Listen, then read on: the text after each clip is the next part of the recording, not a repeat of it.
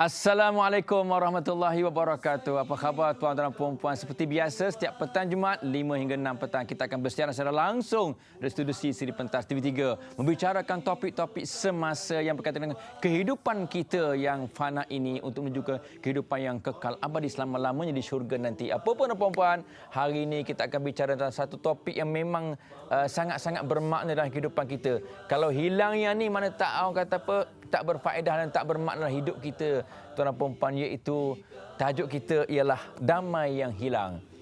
Kalau tuan-tuan perempuan ikuti perkembangan baru-baru ni, ribuan rakyat kita, rakyat Malaysia yang terpaksa pulang balik ke Malaysia setelah merantau di negara orang sebab damainya sudah hilang di sana. Dan kalau kita imbas kembali, ada orang terjun tingkat bangunan yang tinggi, barangkali mereka sudah hilang kedamaian dalam jiwa mereka. Berlakunya pembunuhan jenayah barangkali sebab hilangnya kedamaian dalam masyarakat kita. Apapun tuan-tuan perempuan, siapakah yang akan mengupas tajuk ini, damai yang hilang? Tak lain tak bukan panelis kita yang kita telah undang khas ke studio ialah yang berbahagia Ustaz Amir Nur Hizam Amir Idham, seorang pendakwah yang terkenal. Assalamualaikum Ustaz. Waalaikumsalam warahmatullahi wabarakatuh. Dan alhamdulillah bersama saya pada petang ini di studio dengan ombak birunya. Kan biru kan di TV kita. Okey, siapakah mereka? Mereka ni daripada Asam Jawa, Kuala Selangor. Nanti mereka akan ceritakan apakah persatuan mereka, perkumpulan mereka kepada kita. Nanti kita akan buat suspend dan surprise nanti ya. Apa pun Ustaz, kita akan cerita Ustaz tentang damai yang hilang. Nak cerita Ustaz, apakah yang dikatakan damai yang hilang? Sebagai mukadimah kita pada petang ini. Silakan Ustaz. Assalamualaikum warahmatullahi wabarakatuh. Subhanallah, alhamdulillah, wa la ilaha illallah, wallahu akbar, wa la hawla wa la quwata illa billahil aliyil azim. Wassalatu wassalamu ala Sayyidina Muhammad wa ala alihi wa sahbihi ajma'in. Terima kasih kepada Ustaz Fauzi selaku pengacara Al-Kuliah pada petang ini. Dan seterusnya kepada para penonton Al-Kuliah, sama ada yang berada di rumah dan juga yang berada di studio bersama-sama dengan kita pada petang ini. Bak kata Ustaz Fauzi tadi, mengombak biru kita pada petang ini bersama-sama. Mudah-mudahan damai yang telah pun hilang yang diberitahu oleh Ustaz Fauzi tadi, dengan adanya rakan-rakan kita yang hadirnya membawa ombak yang berwarna biru ini, mudah-mudahan mendatangkan balik kedamaian tersebut dan mengembali ketenangannya. Masya Allah tuan-tuan dan puan-puan sekalian, memperkatakan tajuk tentang damai yang telah hilang ini adalah satu tajuk yang besar yang bukanlah kita orang yang selayaknya untuk memperkatakan tentangnya. Namun sebagaimana yang kita kena sedar dan insaf, bahawa saya teringat bahawa Nabi Muhammad sallallahu alaihi wasallam bersabda, Masya Allah, qala Rasulullah sallallahu alaihi wasallam, man la yahtammu bi umuril Islam falaysa minnah. Al-Qamakal Nabi menyebut dan mengatakan bahawasanya jika sekiranya tidak ada daripada kalangan orang-orang Islam ini yang tidak mahu memikirkan tentang masalah, tentang apa yang berlaku dan terjadi daripada kalangan orang-orang Islam, maka dia bukanlah daripada golongan kami. Namun kita kena sedar, nak memikirkan tentang masalah orang ini bukanlah satu perkara yang senang dan perkara yang mudah. Siapa kita untuk nak fikirkan masalah orang lain? Mungkin kita berkata, Ustaz, masalah saya pun tak selesai, ini nak fikir masalah orang lain pula. Subhanallah. Inilah perkaranya yang kita kena rasa dalam balik dalam jiwa kita, dalam hati dan diri kita.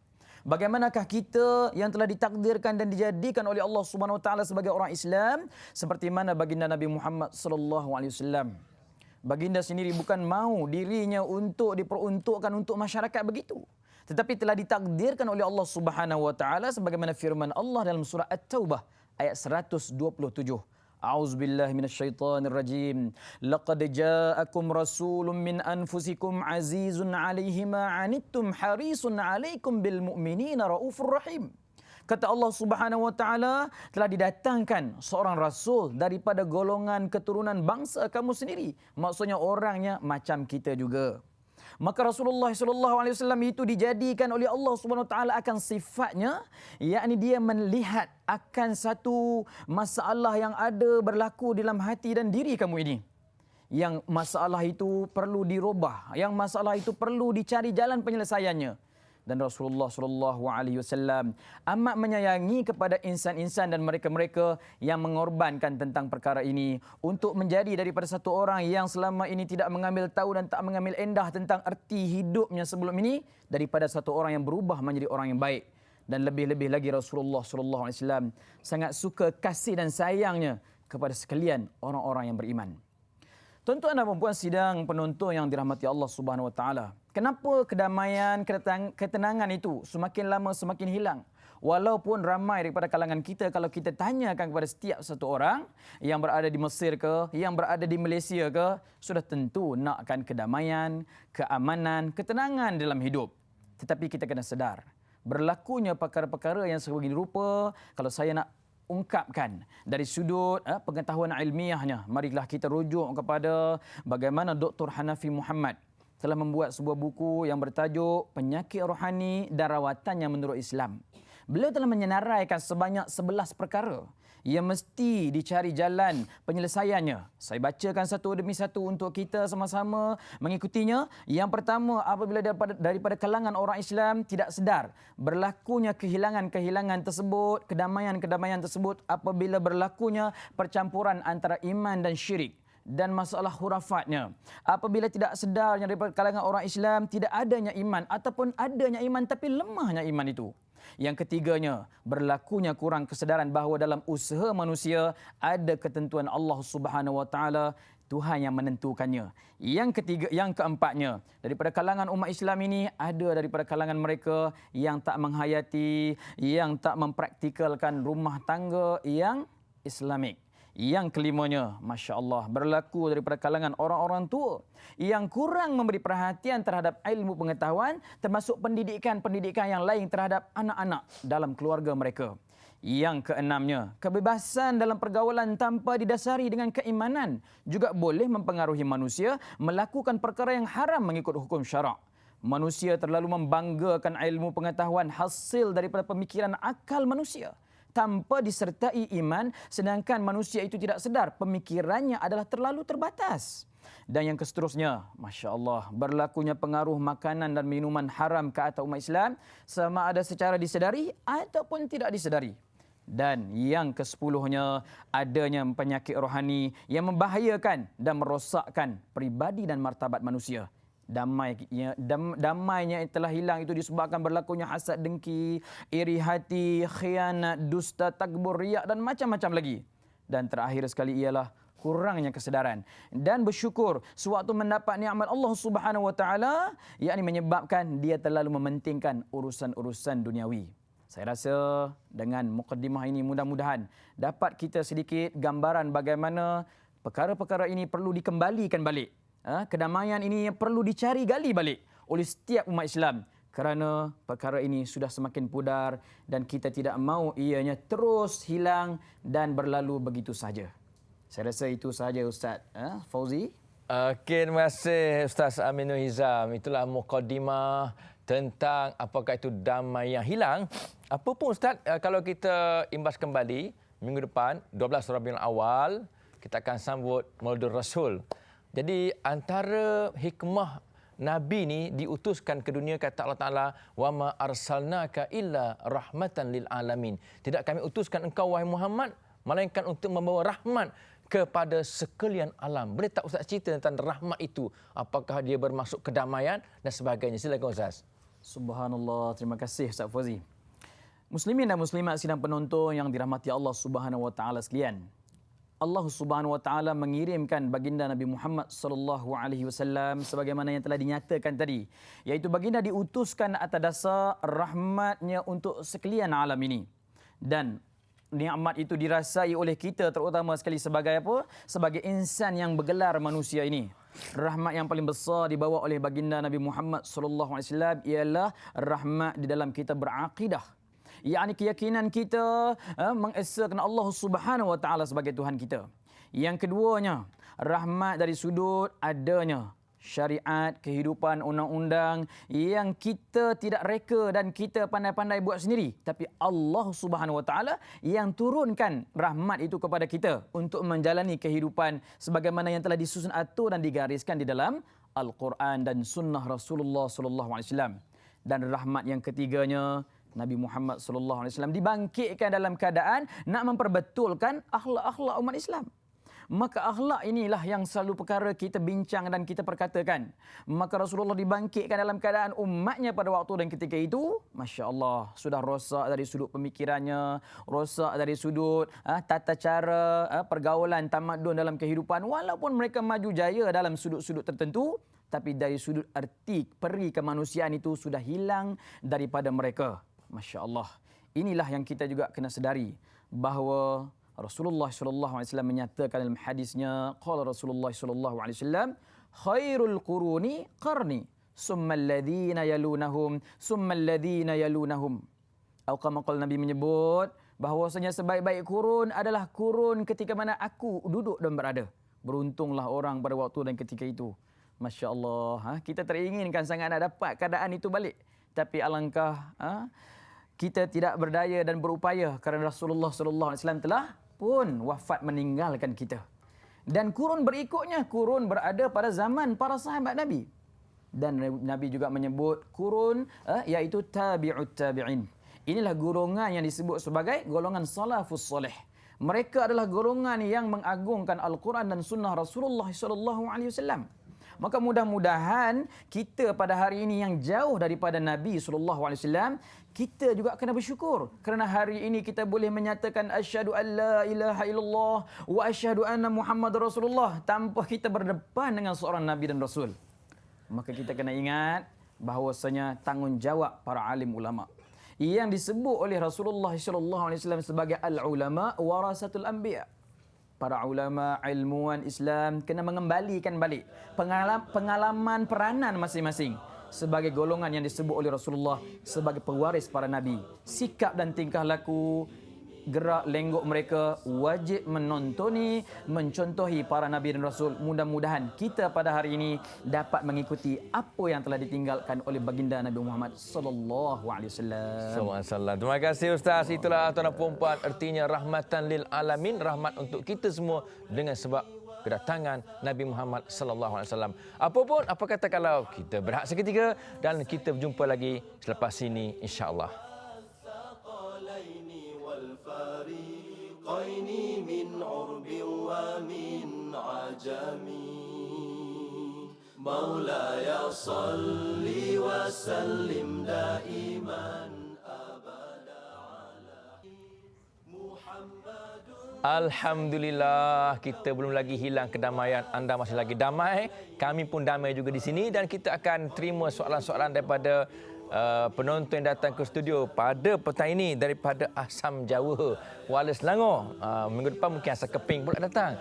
Apapun yang datang memang bukan kurang asam lah. Semua bagus-bagus belaka. Apapun kita minta soalan pertama, silakan kalau ada. Assalamualaikum Ustaz. Waalaikumsalam. Kami dari kumpulan Nurul Barakah, Kampung Asam Jawa, ingin menanyakan soalan, macam manakah kita nak mencari kedamaian di hati pada jiwa yang kekosongan? Sekian, terima kasih. Masa sama-sama, aduh kesiannya. Jiwa dia kosong Ustaz. Kesian macam mana nak isi, biar ada kedamaian. Jiwa kosong ni Ustaz, macam-macam boleh berlaku. Bunuh diri boleh berlaku, marah-marah orang boleh berlaku, mengamuk boleh berlaku. Silakan Ustaz. Terima kasih kepada puan yang bertanya. Masya Allah, ini satu soalan yang mungkin kita boleh agak biasa kita dengar soalan ini. Tapi namun inilah satu perkara yang kita kena ambil endah dan ambil hal selalu. Kerana perkara yang melibatkan tentang soal hati ini, tidak ada siapa yang boleh kita katakan sebagai tabib ataupun doktor yang boleh mengesan penyakitnya. Masya Allah, hanya Allah Subhanahu Wa Taala melalui kuasanya dengan penawar taufik dan hidayah sahaja yang boleh mengesan tentang kekosongan dan permasalahan hati ini. Maka Rasulullah sallallahu alaihi wasallam telah menjelaskan kepada kita, ala inna fil jasadil mudghah idza salaha salaha jasadu kulluh wa idza fasada jasadu kulluh ala wahyal qalbu. Atau kama qala Nabi menyebut dalam hadisnya bahawasanya di dalam hati, dalam diri satu orang manusia itu ada seketul daging.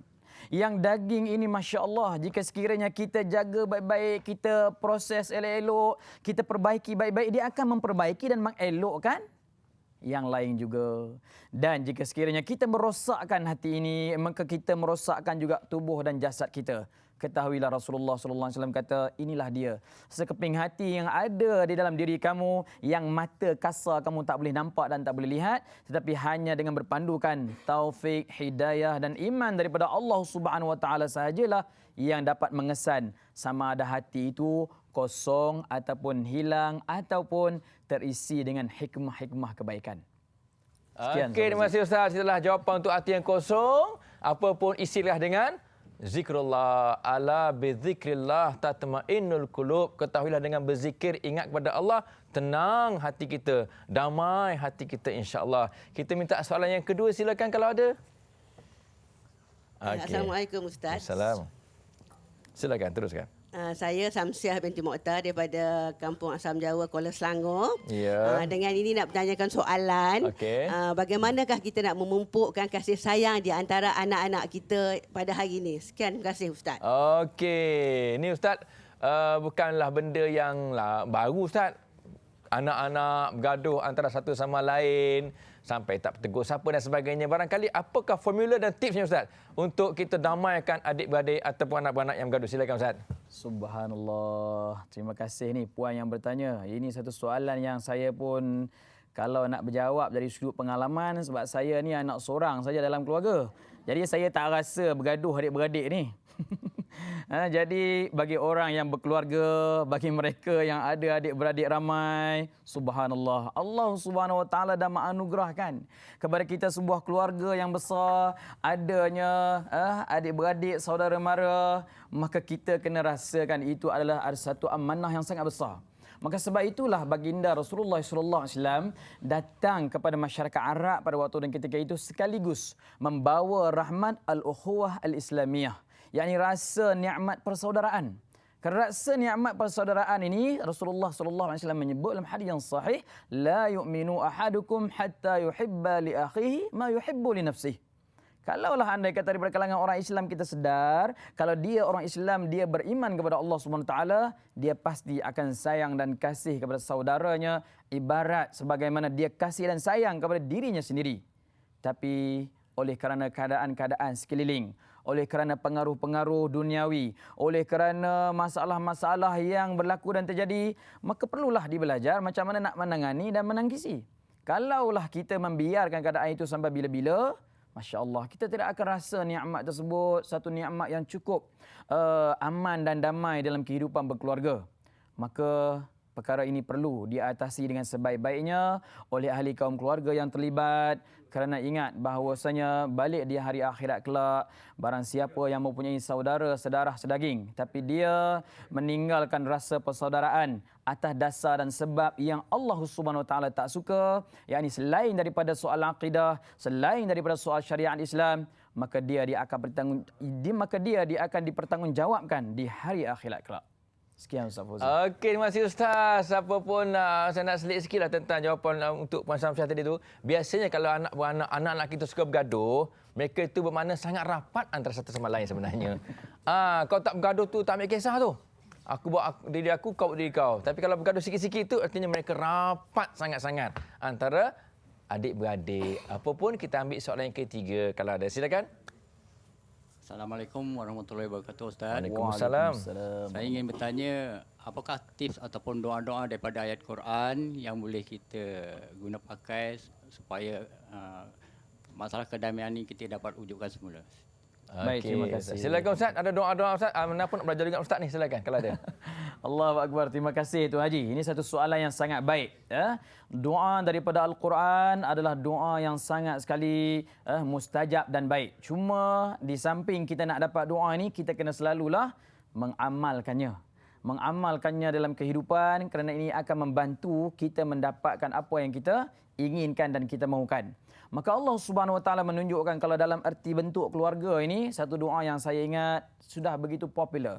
Cuma petang ini kita ingatkan kembali dalam surah Al-Furqan, Allah Subhanahu Wa Taala menyatakan, berdoalah dalam keadaan memohon dan meminta kepadaku, Rabbana hablana min azwajina wa zurriyyatina qurrata a'yun waj'alna lil muttaqina imama. Mohon minta kepada Allah SWT, ya Allah kurniakanlah kepada kami pasangan kami, yakni anak-anak kami juga termasuk daripada kalangan mereka yang melakukan perkara-perkara yang menyebabkan apa? Mata kami ni tengok tak sakit, dan pimpinlah mereka ke arah keimanan dan ketakwaan. Bacalah juga doa dalam surah baginda Nabi Allah Ibrahim AS yang Allah SWT maktubkan.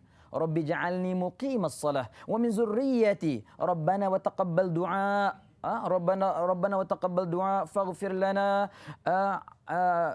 Kata Allah Subhanahu wa taala, iaitu jadikanlah daripada diri aku dan ahli kaum keluarga aku orang-orang yang mendirikan solat. Kita minta mohon kepada Allah Subhanahu wa taala, minta mohon juga kepada Allah agar diampunkan dosa kita dan juga kedua ibu bapa kita, muslimin dan muslimat yang akan dibangkitkan di hari akhirat.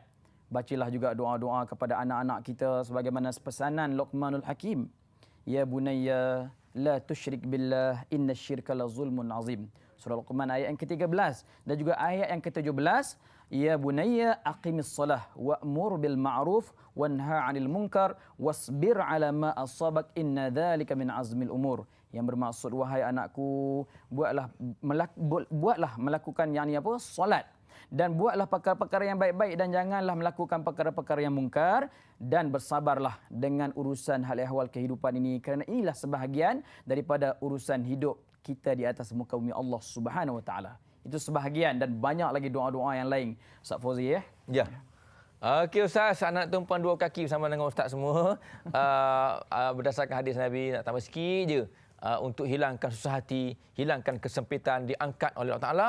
Yang pertama, istighfar banyak-banyak. Ya, berdasarkan hadis Nabi. Dan yang keduanya, perbanyakkan kata Nabi, doa sahabatku, saudaraku Nabi Yunus, la ilaha illa anta subhanaka inni kuntu minaz zalimin. InsyaAllah diangkat segala kesempitan hidup kita dan susah hati kita. Apapun, kita terima yang keempat. Siapakah soalan yang keempat itu? Silakan kalau ada.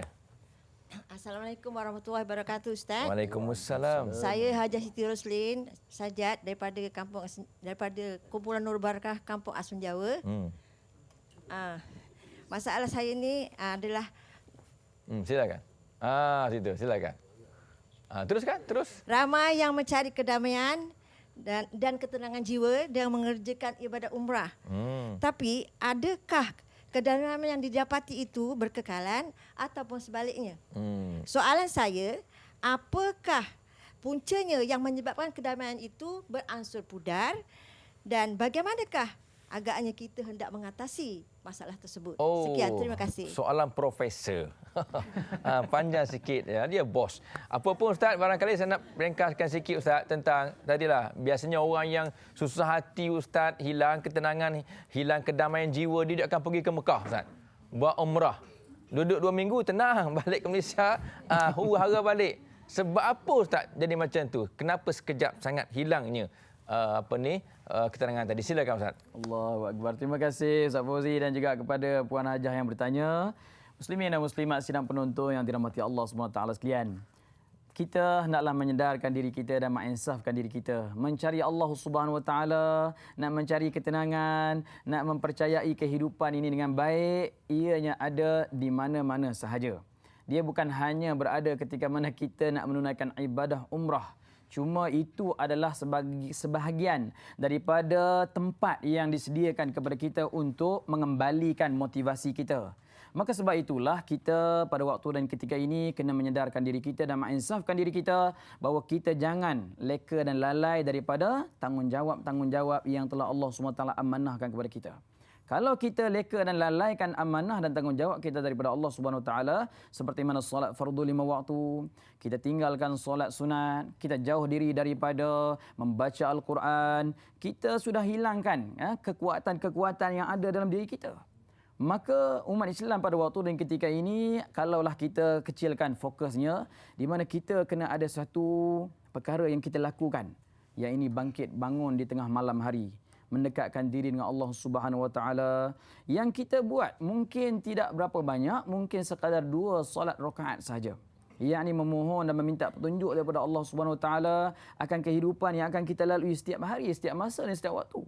Dan ini mesti diistiqamahkan bagi sesiapa yang menghendak dan mendapatkannya.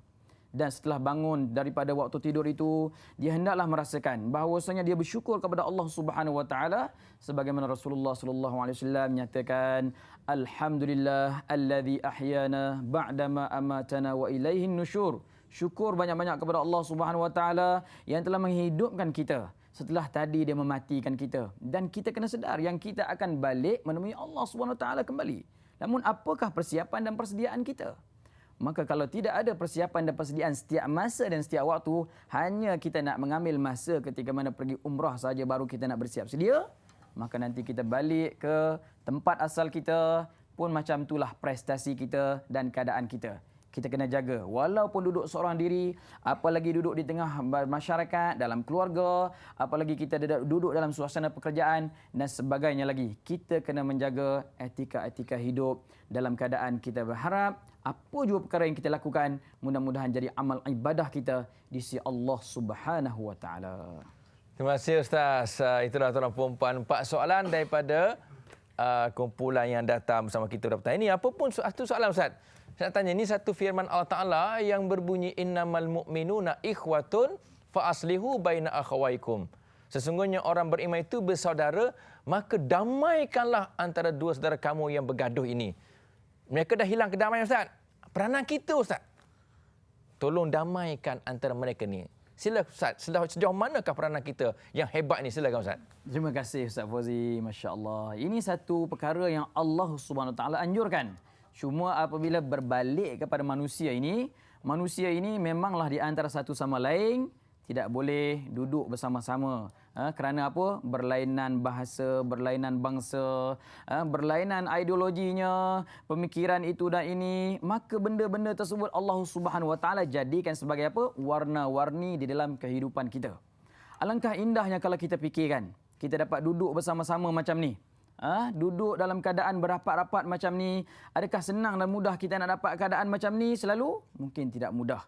Kita ingatkan kembali balik. Kalau tadi kita baru sahaja bersolat fardu Jumaat, kalau daripada kalangan musliminnya, kita duduk berlaga lutut di antara satu sama lain. Malam ini kita berkuliah maghrib. Esok kita pergi bekerja dan sebagainya. Macam mana kita duduk antara satu sama lain itu, kita bertegur sapa atas dasar firman Allah Subhanahu wa taala, wa ta'awanu 'alal birri wat taqwa wa la ta'awanu 'alal ismi wal 'udwan. Yakni kata Allah Subhanahu wa taala, bertolong bantulah kamu dalam hal yang melibatkan kebaikan dan ketakwaan, dan janganlah kamu bertolong bantu dalam hal yang mencari jalan yang tidak baik dan kemaksiatan. Masya-Allah. Tuan-tuan dan puan sekalian, saya pada tengah hari tadi berpeluang menjadi khatib jemputan di sebuah tempat. Masya Allah, kita tengok hadirnya begitu sekali cukup cantik kedudukannya, berada dalam saf yang penuh susun dan teraturnya. Tapi oleh kerana pada waktu dan sekarang ini solat fardu Jumaatnya agak lewat. Tetapi alhamdulillah kehadirannya cukup amat menggalakkan. Dan ini perlu disedari, ini adalah kekuatan daripada kalangan umat Islam. Sehabisnya saja daripada solat fardu Jumaat itu tadi, maka apabila selesai saja bersalam-salaman, berpeluk-pelukan, sampai ada yang salam dengan kita ni, sampai bergegar tangannya. Terima kasih banyak-banyak Ustaz, seronoknya dapat khutbah pada hari ini. Kita berkata sama-samalah, apa yang seronok sangat hari ini? Masya Allah, khutbah hari ini cepat sangatlah Ustaz. Selalunya khutbah ni lambat sangatlah Pak Imam bagi khutbah. Oh itu ke? Ingatkan poin-poin yang dia dapat dalam khutbah itu tadi. Rupa-rupanya cepat sangat khutbah itu. Maka dia pun suka dan seronok. Masya Allah. Ini satu benda dan perkara yang Ustaz Fauzi kalau kita tengok perlu. Dalam perkara tadi yang nampak macam seolah-olah kecil, maka dalam nak mendamaikan, kalau dalam sebuah masjid itu, bagaimana seorang khatib kena pandai memainkan peranannya, melihat masa, melihat waktu, dan ini juga tidak boleh menimbulkan rasa sakit hati, resah, gelisah dan sebagainya daripada kalangan jemaah. Apalagi perkara yang lebih besar daripada itu perlu untuk kita fikirkan, untuk kita cari jalan penyelesaiannya. Berperanannya daripada para pemimpin, alim ulama, kenalah sama-sama berganding bahu di antara satu dengan yang lain. Sekian Ustaz Fauzi. Terima kasih Ustaz. Artinya semua main peranan untuk mewujudkan kedamaian. Jangan sampai dia hilang di mata kita. Apapun tuan perempuan, kita berehat sekali lagi kembali selepas ini. InsyaAllah. Muhammadun sayyidul kaunaini wathaqalain محمد سيد الكونين والثقلين. Alhamdulillah, sekali lagi kita jumpa dan tajuk kita Damai yang Hilang bersama dengan Ustaz Amir Nur Hizam.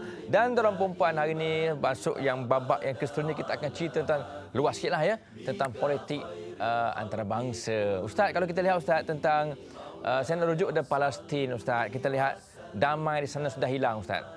Di Afghanistan pun macam tu juga, kedamaian sudah hilang. Di Iraq macam tu juga Ustaz, kedamaian sudah hilang. Dan kita lihat di Mesir pun kedamaian sudah hilang. Dan kita lihat semua akan menyusah. Dan semua orang akan susah. Jadi tanya Ustaz, apakah persediaan kita sebagai umat Islam? Sebab yang kena ni semua dunia umat Islam. Dunia umat Islam. Apa pandangan Ustaz? Apa pesanan Ustaz? Supaya kita tidak leka, tidak alpa. Bahawa kita juga barangkali akan ditimpa nasib yang sama. Silakan Ustaz. Subhanallah, terima kasih Ustaz Fauzi. Penonton-penonton sama ada yang berada di rumah dan juga di studio. Apa yang terjadi di Mesir, di Palestin dan juga di negara-negara Islam yang lain itu bukanlah satu perkara baru bagi kita. Kalau kita mengikuti perkembangan dunia semasa, pergolakan yang berlaku masih lagi berterusan di selatan Thailand umpamanya. Yang berlaku di Jawa Barat baru-baru ini di atas dasar pertempungan, atas dasar nama agama dan sebagainya lagi. Masya Allah, ini semua adalah satu perkara yang berlaku dan terjadi di mana pergolakan tersebut akan terus berlaku dan akan terus berlaku. Namun kita kena juga ingat, adakah perkara ini tidak akan terjadi di tempat kita? Maka kita mohon minta kepada Allah SWT, sangat-sangat kita mestilah dijauhi dengan keadaan tersebut. Namun apa-apa yang berlaku dan terjadi tersebut adalah disebabkan Allah SWT dan menjelaskan kepada kita. Antaranya terlalu banyak sekali firman Allah SWT. Allah menduga kita, Allah akan menguji kita sebagaimana firman-Nya dalam Al-Quran. وَلَنَبْلُوَنَّكُمْ بِشَيْءٍ مِّنَ الْخَوْفِ وَالْجُوعِ وَنَقْصٍ مِّنَ الْأَمْوَالِ وَالْأَنْفُسِ وَالثَّمَرَاتِ وَبَشِّرِ الصَّابِرِينَ. Kata Allah Subhanahu wa taala, dan Allah akan menguji dan mencoba kamu dengan ketakutan. Ketakutan yang kita dapat lihat dan kita tengok seperti mana apa yang berlaku dengan saudara-saudara kita yang berada di negara-negara Islam yang telah kita sebut dan kita nyatakan tadi. Dan ketakutan itu berlaku daripada pelbagai macam sudut dan keadaan. Dan Allah SWT meneruskan lagi, bahkan kadang-kadang melalui dalam proses sampai kelaparan pun ada. Dan diteruskan lagi dengan kemusnahan harta benda dan juga sampai ke tahap jadi berlakunya masalah dalaman, yakni masalah jiwa kamu dan akhirnya mengakibatkan ekonomi tempat kamu itu bermasalah. Maka Allah SWT kata, wabashiris sabirin, bersabarlah. Yakni bagi orang-orang yang bertakwa kepada Allah SWT, dia akan menghadapinya. Di samping itu, muslimin dan muslimat yang dirahmati Allah SWT sekalian, kita kena fikirkan, kenapa perkara yang seperti ini berlaku dan terjadi? Kerana kita kena ingat, yang ini setiap masa, setiap waktu akan berlakunya. Ada masa di atas, ada masanya kita di bawah. Dalam keadaan ini, kita tidak boleh leka dan alpa. Terutama sekali daripada kalangan generasi anak-anak muda kita.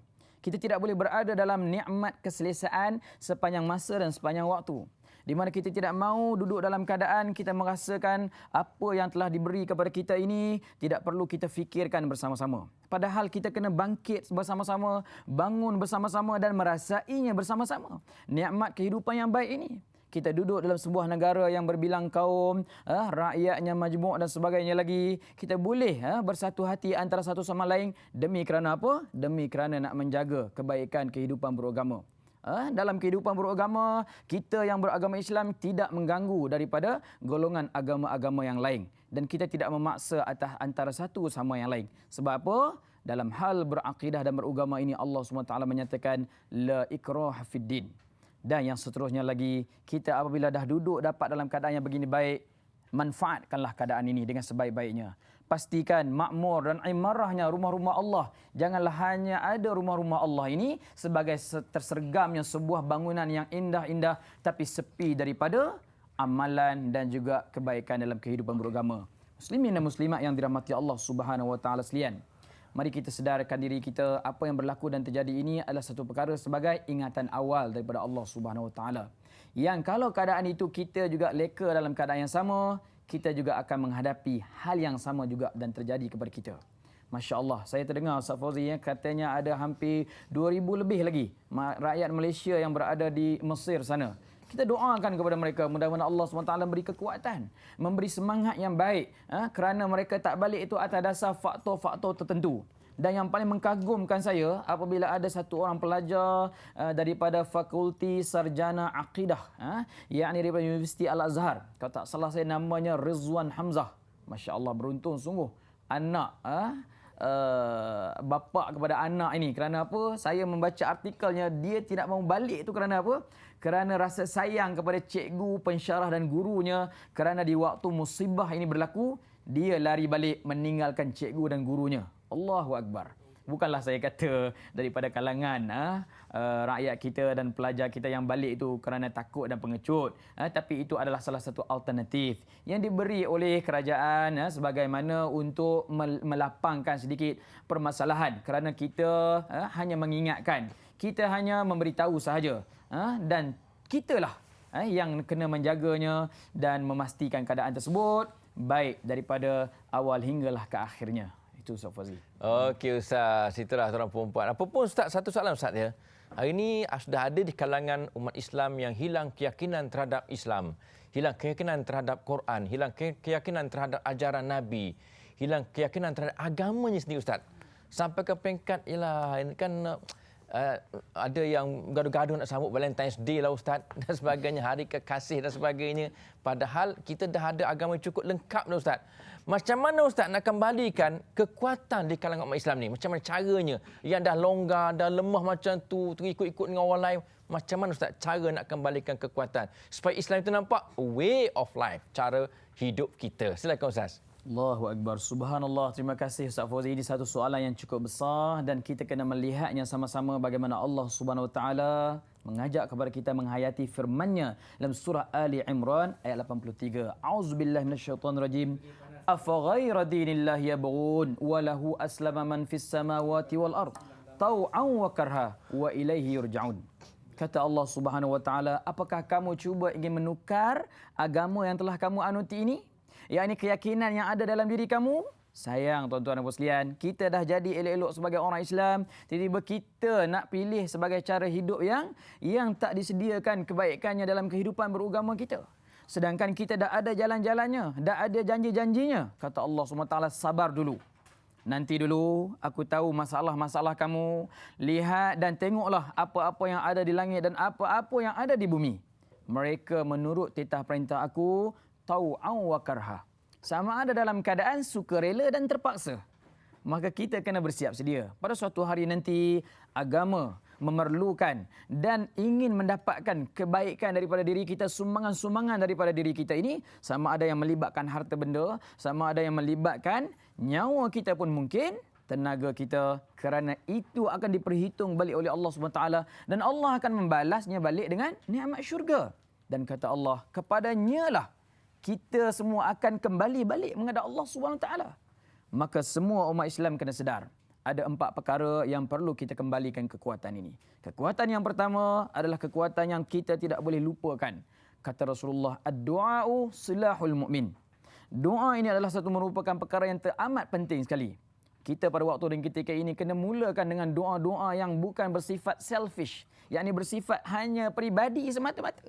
Tapi kita kena ada dah doa-doa yang melibatkan seperti Allahumma ansuril Islam wal muslimin. Allahumma ansur juyushal muslimin. Kita kena angkat tangan dan tadah mohon minta kepada Allah pada waktu dan ketika ini. Doa-doa seperti qunut nazilah dan sebagainya. Mohon kekuatan daripada kalangan umat Islam.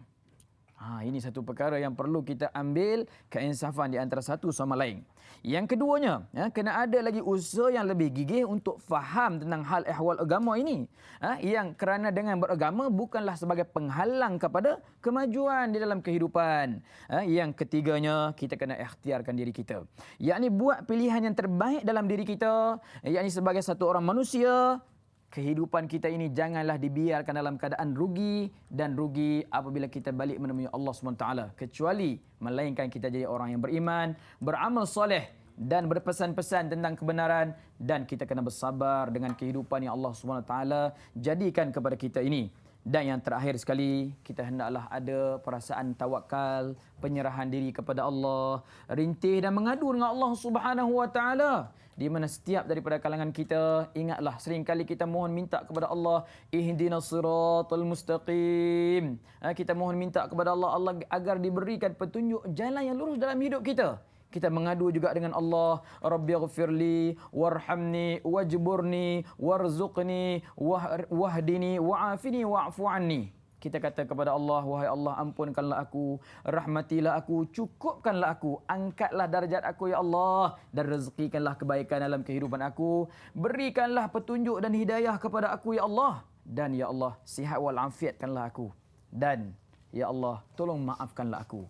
Ini antara beberapa perkara yang boleh kita kembalikan rasa kuat dalam diri masing-masing untuk rasa betapa pengorbanan yang telah dibuat oleh baginda Rasulullah SAW selama 23 tahun. Apakah pula yang kita nak lakukan sebagai membalas balik jasa baginda Nabi Muhammad SAW ini kalau kita satu umat Islam yang bertanggungjawab. Terima kasih Ustaz. Okey Ustaz. Tuan dan puan yang dirahmati Allah, itulah saya tertarik bila Ustaz sebut tentang rakyat kita yang ada di Mesir tadi Ustaz, ya. Mereka sebenarnya tak nampak kedamaian di Mesir Ustaz. Sebab bank dah ditutup, kedai-kedai pun ditutup, makanan susah, minuman susah, transport pun tak bergerak langsung. Semua lumpuh Ustaz. Akhirnya mereka kembali ke Malaysia. Apalah selayaknya kita warga Malaysia ni Ustaz? Nak kekalkan kedamaian ini berlandaskan syariat dan ajaran kita supaya jangan sampai jadi macam tu. Walaupun kita ni lah majmuk, tapi boleh jadi macam tu Ustaz. Tapi macam caranya Ustaz nak jaga jangan sampai jadi macam tu. Silakan Ustaz. Terima kasih Ustaz Fauzi. Masya Allah, tuan-tuan dan puan sekalian. Kita selain daripada kita melihat dan kita mendengar, kita jangan hanya menjadi seorang pendengar dan pelihat saja. Tapi kita kena juga sama-sama merasakan apa yang telah berlaku dan terjadi ini adalah satu perkara yang terlalu amat besar di sisi kita. Apa yang berlaku dan terjadi sebagaimana yang kita kena sedar di sini ialah pada satu ketika zaman dahulu kala, macam mana daripada kalangan orang-orang zaman dahulu kala boleh memastikan kedamaian, ukhuwah silaturahim di antara satu sama lain walaupun pahaman-pahaman yang berlainan, walaupun peredaran zaman itu akan terus berlaku. Tapi dalam keadaan ini kita kena sedar dan insaf bahawasanya kita adalah hamba saja di sisi Allah Subhanahu wa taala. Kalau kita sedar kita hanyalah hamba di sisi Allah Subhanahu wa taala, kita tidak akan menjadi sebagaimana bangsa-bangsa yang lain. Bangsa-bangsa yang lain yang hanya memikirkan tentang soal material, yang mereka ini tidak mengambil berat tentang soal yang apa ada di dalam ini perlu diperbaiki. Maka dalam negara kita yang masih lagi ada tempat, ada masa, ada waktu, ada ingatan daripada para pemimpin, daripada alim ulama, kita kena gunakan keadaan ini untuk membina kekuatan di antara satu sama lain. Perpaduan, keikhlasan dalam kita berjuang dalam diri masing-masing kena ada. Kalau kita biarkan keadaan ini, pastilah keadaan ini akan lumpuh dan sudah tentulah musuh-musuh Islam sebagaimana syaitan dan hawa nafsu yang memang tak suka tengok kita duduk dalam keadaan berukhuwah bersilaturahim ini, mereka akan ambil kesempatan. Dan sudah tentulah sidang penonton yang dirahmati Allah Subhanahu wa taala, kita kena duduk dalam keadaan kita kena ingat bahawasanya apa yang kita kecapi pada hari ini tidak akan dapat dengan mudah. Kalau kekuatan yang kita tak bina daripada awal, rasa bersama di antara satu sama lain tidak ada, mana mungkin kita akan dapat kecapi semua ini. Kita kena ingat bahawasanya jihad fisabilillah ini Allah Subhanahu wa taala telah memberitahu kepada Rasulullah sallallahu alaihi wasallam seperti mana sabdanya Nabi, al-mujahidu fi sabilillah kamasalis shaimi qaniti bi ayatillah la yaftaru min salatin wala siyamin hatta yarji'al mujahid fi sabilillah. Orang-orang yang berjuang di jalan Allah Subhanahu wa taala, yang sayang kepada agamanya, yang sayang kepada bangsanya, yang sayang kepada negaranya, ibarat orang yang seperti berpuasa, bersolat malam dan menekuni ayat-ayat Allah Subhanahu wa taala. Ia tidak putus-putus bersolat memohon doa kepada Allah. Ia tidak berputus-putus untuk berpuasa, menahan dirinya daripada kerosakan dirinya sehinggalah ia pulang, yakni berjuang ke jalan Allah Subhanahu wa taala kembali. Terima kasih Ustaz. Itulah tuan perempuan tentang kata apa, kena jagalah kedamaian kita di Malaysia ini supaya berterusan sampai ke generasi yang seterusnya. Apa pun tuan perempuan, kita berat sekali lagi jumpa selepas ini insya-Allah. ترجى شفاعته لكل هول من الأهوال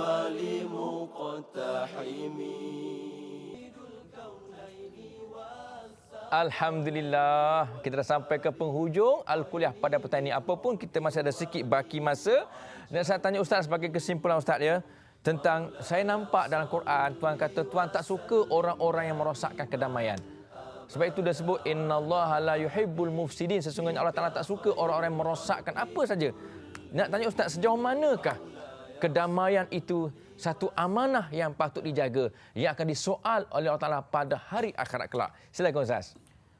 Alhamdulillah, kita bertemu dan berjumpa lagi dalam siaran Al-Kuliah ini sebagai kesimpulan dan penutup pertemuan kita pada petang ini. Masya Allah, sidang muslimin dan muslimat yang dirahmati Allah Subhanahu Wa Taala sekalian, belajar kepada kita membaca dan mengkaji akan sejarah. Janganlah semata-mata kerana ilmu akademiknya semata-mata.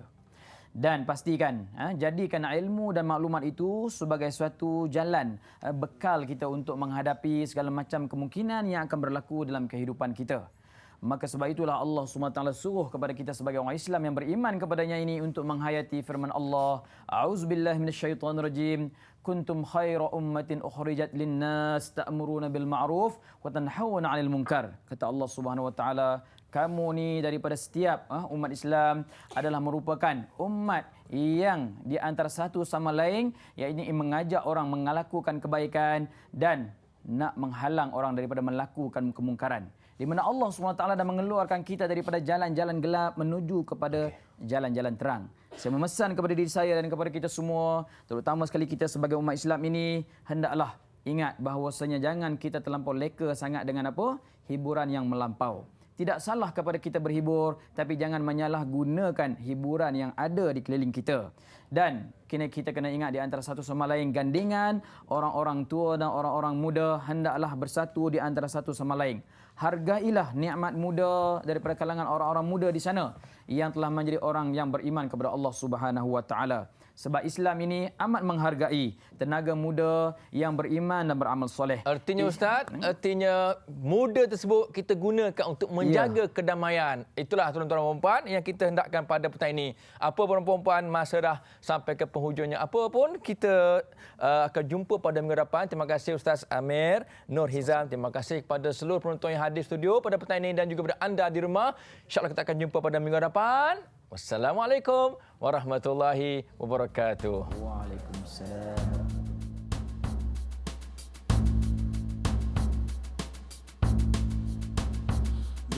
Di sana cita-cita kita, ya akhirat namanya. Di dunia ini bukan tempat tinggal, di sini hanya sebentar, tidak kekal. Betulkan niat dari sekarang, tukar sikap kita yang merugikan. Quran dan sunnah jadikan panduan agar besok kita tidak kekesalan. Biar susah sedikit kerana Tuhan untuk menghindar kesusahan yang besar yang tidak sanggup ditanggung badan. Ambillah iktibar kalau mahu sedar. Di sana tiada taulan yang membela, amal ibadah itulah pembela kita. Ayuh bersegeralah membuat kebajikan, jangan dilalaikan oleh nafsu dan syaitan. Bangkit